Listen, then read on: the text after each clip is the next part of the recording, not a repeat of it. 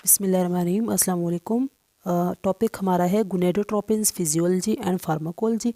गुनेडोट्रोपिन्स क्या है? गुनेडोट्रोपिन्स actually FSH और एलएच को क्या बोलते हैं? गुनेडोट्रोपिन्स। ये गुनेडोट्रोपिन्स क्या है? हार्मोन्स हैं। ये हार्मोन्स जो है वो कहाँ से रिलीज़ होते हैं? एंटीरियर पिट्यूटरी ग्लैंड के एंटीरियर लोब से ये रिलीज़ होते हैं। गुनेडोट्रोपिन रिलीजिंग हार्मोन जो है कौन रिलीज़ करता है? हाइपोथैलेमस। हाइपोथैलेमस जो है वो इस हार्मोन के थ्रू इस इंटीरियर पिट्यूटरी के गुनेडोट्रोफ सेल्स को सिग्नल देता है कि एफएसएच और एलएच को रिलीज़ करो। तो एफएसएच और एलएच जो है वो रिलीज़ हो जाएंगे। अब इन एफएसएच और एलएच का रोल क्या है?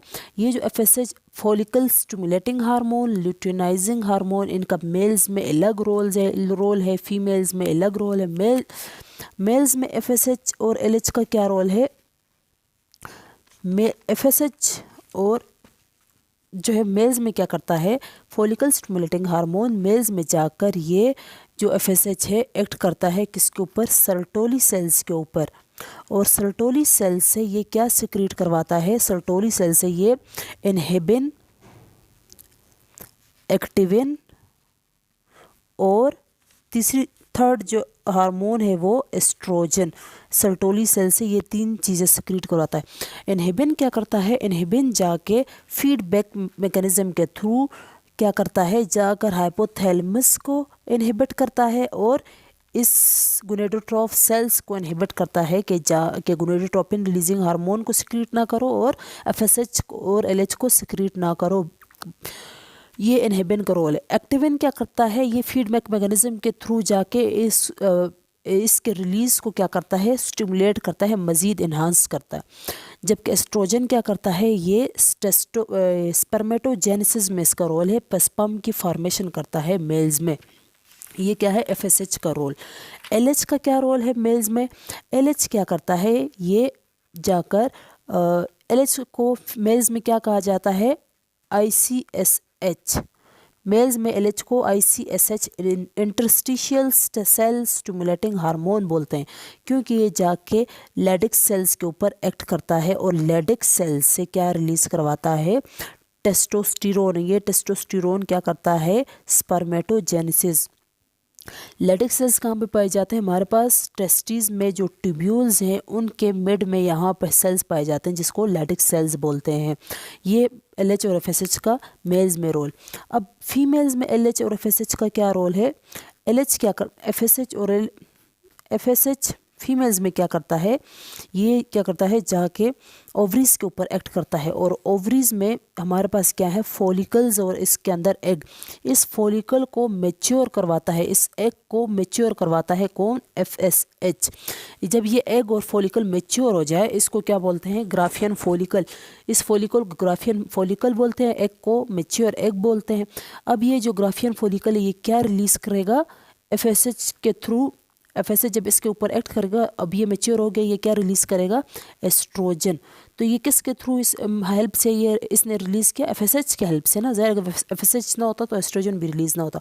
अब ये रिलीज हो गया, अब ये एस्ट्रोजन मूव करेगा कहाँ? किसकी तरफ? एंटीरियर पिट्यूटरी ग्लैंड की तरफ। और एंटीरियर लोब से, पिट्यूटरी ग्लैंड के एंटीरियर लोब से ये जो एस्ट्रोजन है क्या रिलीज करवाएगा?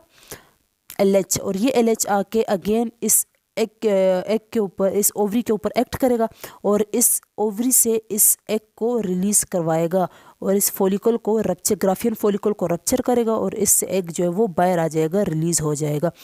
अब ये एग जो है वो फर्टिलाइजेशन के लिए क्या है? रेडी है। तो ये एलएच का फीमेल्स में रोल है।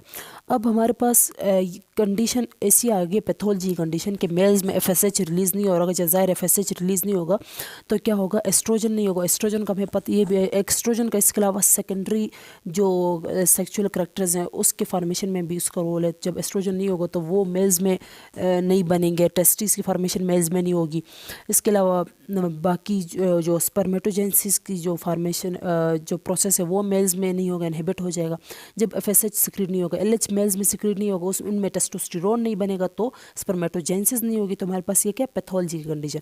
FSH इसी तरह फीमेल्स में नहीं होगा तो ग्राफियन फॉलिकल मैच्योर नहीं होगा, एग मैच्योर नहीं होगा तो ओव्यूलेशन नहीं होगी, फर्टिलिटी नहीं होगी, जो फीमेल है वो इनफर्टाइल हो जाएगी। इसी तरह LH नहीं होगा तो इस एग की ओव्यूलेशन नहीं होगी, जब एग की ओव्यूलेशन नहीं होगी तो फर्टिलाइजेशन के लिए एग नहीं होगा, तो इस तरह फर्टिलिटी जो है वो नहीं होगी। तो ये हमारे पास पैथोलॉजी की कंडीशन आ गई। तो इस कंडीशन को ट्रीट करने के लिए FSH और LH जो नहीं है, या फिर हमारे पास ये जो LH और FSH जो है वो किसी भी रीज़न की वजह से रिलीज़ नहीं हो रहा या फिर नहीं बन रहा, तो हम लोग क्या करेंगे, अब एक्सोजीनियसली FSH और LH को यूज़ करेंगे। तो FSH और LH को हम लोग किधर से लेके आएंगे, हमारे पास ड्रग्स हैं FSH और LH की। FSH और LH को जो हम लोग एक्सोजीनियसली कहीं से ला कर बॉडी में इंजेक्ट करते हैं तो उसको हम लोग क्या बोलते हैं, इन्हीं FSH और LH को ड्रग्स बोलते हैं। तो हमारे पास कौन सी ड्रग्स हैं इन कंडीशंस को ट्रीट करने के लिए, जब FSH और LH बॉडी में नहीं है। हमारे पास क्या है, ह्यूमन मेनोपॉजल गोनेडोट्रोपिन्स। ह्यूमन मेनोपॉजल गोनेडोट्रोपिन्स क्या है, इसको हम लोग किधर से लाते हैं, इनफर्टिलिटी को ट्रीटमेंट। अब इनफर्टिलिटी को कैसे ट्रीट करेंगे, ह्यूमन मेनोपॉजल गोनेडोट्रोपिन्स, इसको हम लोग कहाँ से लेके आते हैं, पोस्ट मेनोपॉजल वुमन है उसकी यूरिन से हम लोग इसको ऑब्टेन करते हैं। इसमें हमारे पास FSH और LH दोनों होते हैं। तो इनफर्टिलिटी के ट्रीटमेंट के लिए हम लोग इसको यूज़ करते हैं। जो पोस्ट मीनोपाजल वोमेन है उसकी यूरिन से। पोस्ट मीनोपाजल कौन सी वोमेन होती है, आफ्टर मीनोपाज जो उसका पीरियड होता है उसको पोस्ट मीनोपाजल पीरियड बोलते हैं। इसके अलावा हमारे पास यूरोफोलिट्रोपिन ड्रग है। यूरोफोलिट्रोपिन क्या है, ये FSH है। इसमें FSH और LH दोनों है, इसमें जस्ट ये क्या है, FSH फॉलिकल स्टिमुलेटिंग हार्मोन है ये। फोलिट्रोपिन अल्फा क्या है, फोलिट्रोपिन बीटा क्या है, ये दोनों भी क्या है, FSH के एनालॉग्स, FSH की तरह काम करते हैं। लाइक FSH का काम क्या है, एस्ट्रोजन की फार्मेशन, स्पर्मेटोजेनेसिस, और इसके अलावा जो फोलिकल की फार्मेशन, एग की मैच्योरेशन कौन कराता है, FSH। इसके अलावा हमारे पास क्या है, ह्यूमन कोरियोनिक गोनेडोट्रोपिन। इसको अच्छा FSH फोलिट्रोपिन अल्फा और फोलिट्रोपिन बीटा लाते कहाँ से हैं, कौन सी टेक्निक से इसको बनाते हैं, रिकॉम्बिनेंट DNA टेक्नोलॉजी की टेक्निक से हम लोग इसको ऑब्टेन करते हैं। फोलिट्रोपिन ह्यूमन कोरियोनिक गोनेडोट्रोपिन हमारे पास है, ये क्या है, ह्यूमन कोरियोनिक गोनेडोट्रोपिन। और नेक्स्ट क्या है, chorionic gonadotropin alpha. Human chorionic gonadotropin, इसको कहाँ से हम लोग लेते हैं, प्रेग्नेंट वोमेन के यूरिन से। प्रेग्नेंट वुमेन के यूरिन से हम लोग इसको ऑब्टेन करते हैं। और कोरियोनिक गोनेडोट्रोपिन अल्फा को कहाँ से ऑब्टेन करते हैं, रिकॉम्बिनेंट DNA टेक्नोलॉजी के मेथड से हम लोग इसको बनाते हैं, देन बॉडी में इसको इंजेक्ट करते हैं। ये दोनों क्या है, बाकी जो है ये जो पहला वाला था इसमें FSH और LH दोनों है। फोलिट्रोपिन अल्फा और फोलिट्रोपिन बीटा क्या है, FSH है, जबकि ह्यूमन कोरियोनिक गोनेडोट्रोपिन और कोरियोनो गोनेडोट्रोपिन अल्फा ये दोनों क्या हैं, ये दोनों LH, ये दोनों ल्यूटिनाइजिंग हार्मोन के एनालॉग्स हैं, इसकी तरह काम करते हैं। लाइक ओव्यूलेशन करवाते हैं, अगर LH बॉडी में नहीं बन रहा ओव्यूलेशन करवाते हैं, और इसके अलावा स्पर्मेटोजेनेसिस लैक्टिक सेल से टेस्टोस्टेरोन को रिलीज़ करवाकर। ये हमारे पास ड्रग्स जो है हम लोग इसको एक्सोजीनियसली यूज़ करते हैं जब हमारे पास बॉडी में FSH और LH जो है वो नहीं बनता। तो इन ड्रग्स के एडवर्स ड्रग रिएक्शन हमारे पास क्या हैं जो इसको हम लोग यूज़ करते हैं। ज़ाहिर है हर ड्रग का कोई ना कोई एडवर्स ड्रग रिएक्शन है। तो इनका क्या है, ओवेरियन इनलार्जमेंट, ओवरीज जो है वो इनलार्ज हो जाती हैं, ओवरीज इनलार्ज हो जाती है। इसके अलावा मल्टीपल बर्थ होते हैं, ट्विंस जो है वो ट्विंस मतलब ट्विंस तो फिर नॉर्मल कैसे ना, मतलब इसमें काफ़ी सारे एग मैच्योर हो जाते हैं, तो इस वजह से मल्टीपल बर्थ्स हो जाते हैं।